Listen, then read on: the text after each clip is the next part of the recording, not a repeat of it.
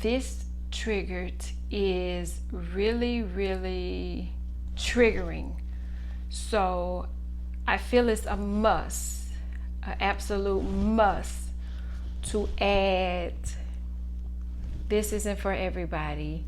And if you are triggered easily by the topic of abuse, turn it off right now. I understand being triggered to a point where hearing or seeing certain words will often take you to a place where you're no longer present within the moment. So I advise you to please, if you are at a place in your life where you just cannot, stop now. This one isn't for you. So I recently watched Surviving R. Kelly's movie. I think it was the third one. And I was triggered. And I was triggered in so many different ways. And I don't want somebody that's not in a healthy place to be triggered and not be able to come out of it. We all know the story about what happened. I do believe when the very first tape that we all heard about came out in about 2001. We the people had already convicted him, and he was guilty in our eyes. We watched the tape. We knew. We were made aware of the things that had been going on. However, somewhere along the way, the system failed. He walked away free.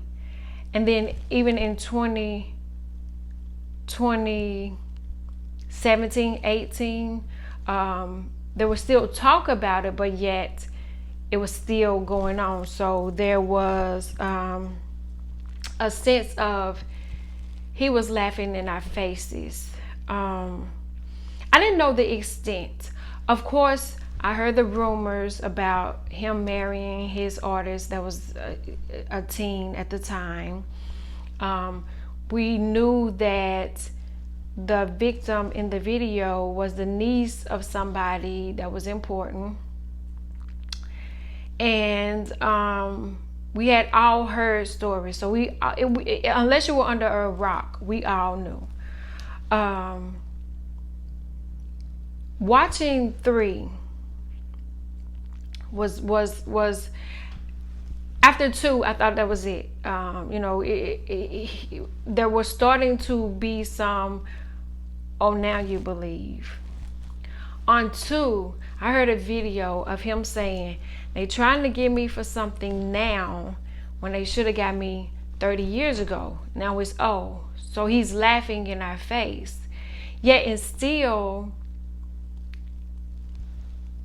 I had to question if these were girls that were white, that were being exploited, that were being dehumanized. Because in 3, I heard some testimony of some sick things that he was doing to children. And when I say children, I feel like if you talk to a teen long enough, you know their age. If you watch them, you know their age. So he was a predator. And our young black girls was his prey. He preyed upon the ones with the fathers in the beginning, with the fathers not around, broken homes. But he also preyed upon the ones that just wanted to sing, just wanted a career. And I remember watching a Netflix series where this girl, all she wanted to do was ballet. And they used her wish and her dream and what she wanted to do against her. Like, if you want it, you'll practice more until your feet bleed. And this was for most little girls. If I don't go now, I might not never make it. And I'm willing to do whatever is necessary to be a singer, to be the next Aaliyah, to be somebody who is working with the best. And I hate the fact that as Black girls, we have those choices. It's like, if you want to be something, then sometimes you got to lay on the casting couch, or sometimes you got to do some things that you normally wouldn't do if you want to make it. When you give us these type of ultimatums, and back home, we don't have a lot of avenues that we can just become great on our own. Sometimes we do, but this was like a once in a lifetime thing. But they didn't know how deep it would be and how much of selling your soul would go into that. And I hear some people say, why blame the parents? As a parent, your kid doesn't come with any type of instruction manual. But as a parent, you do know right from wrong.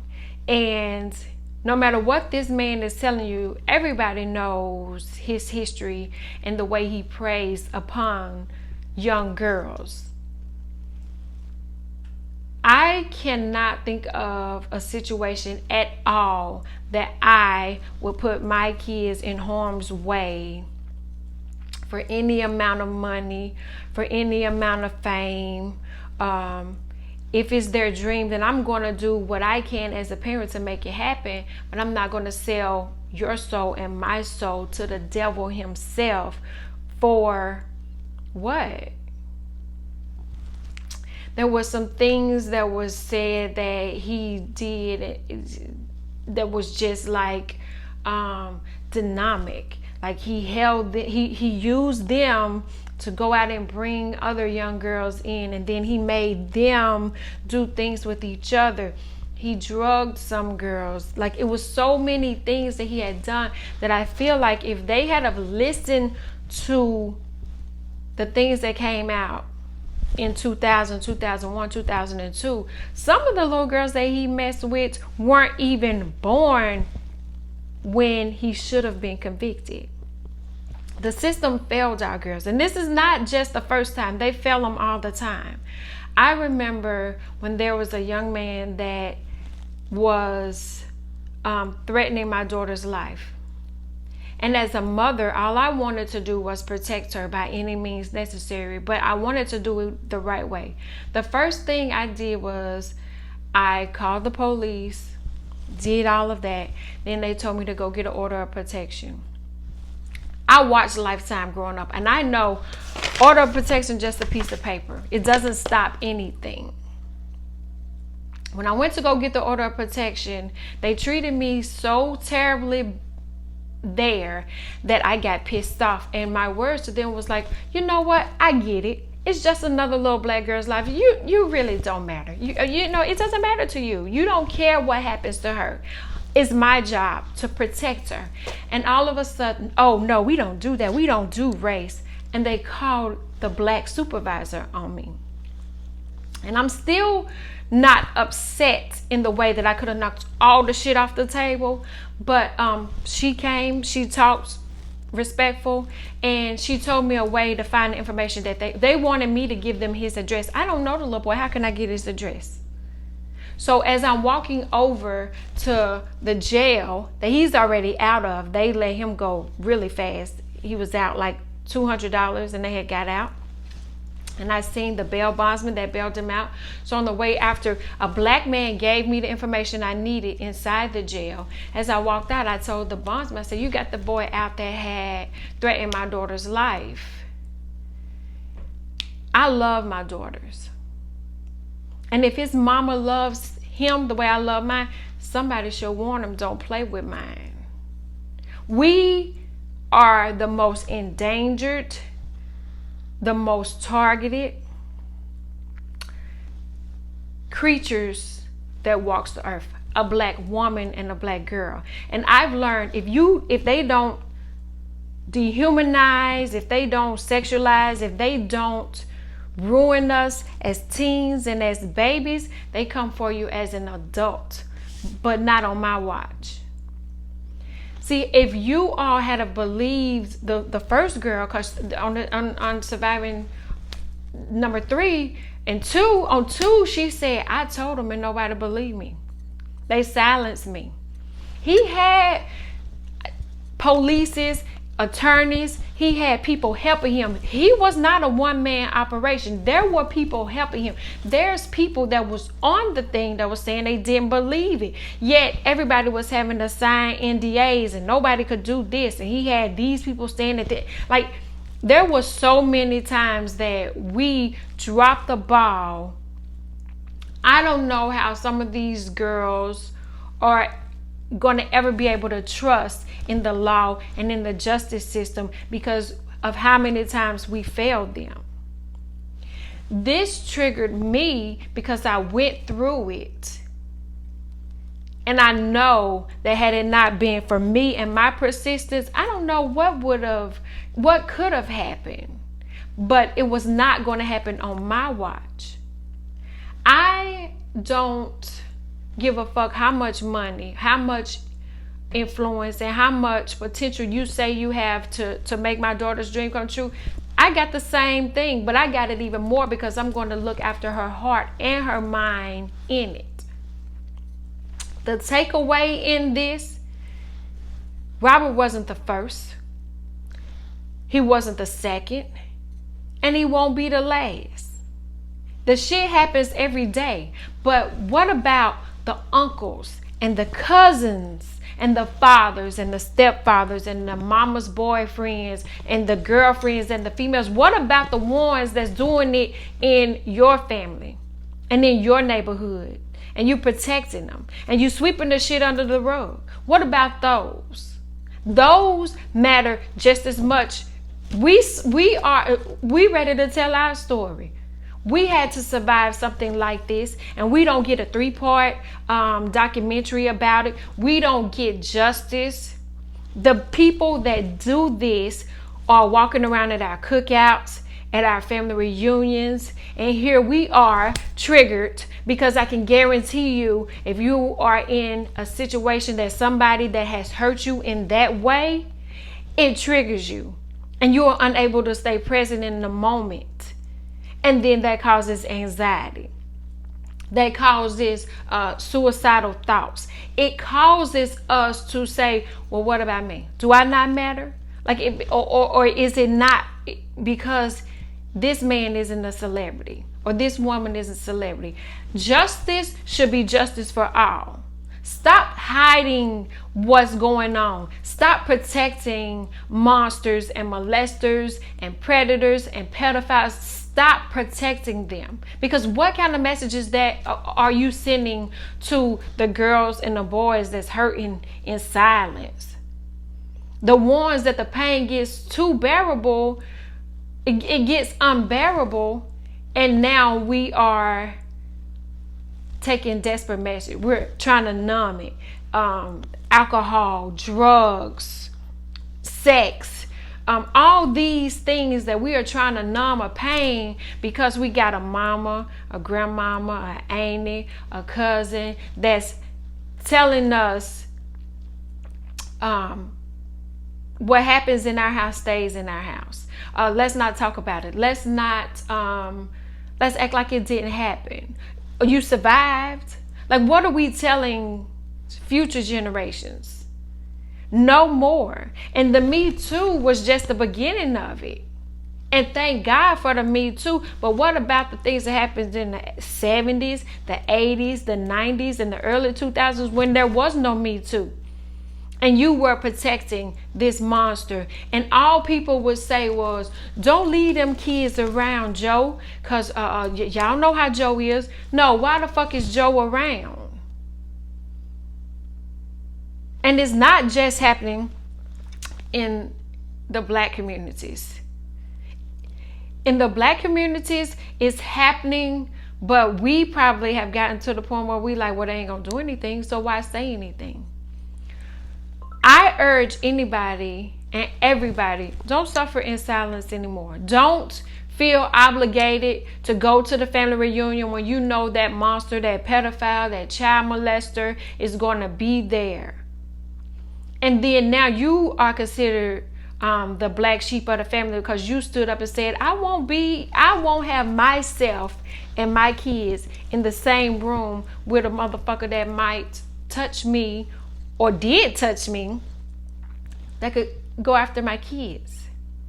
So I encourage anybody and everybody, speak up and say something. I don't give a fuck if it happened when you were 8 and now you're 48.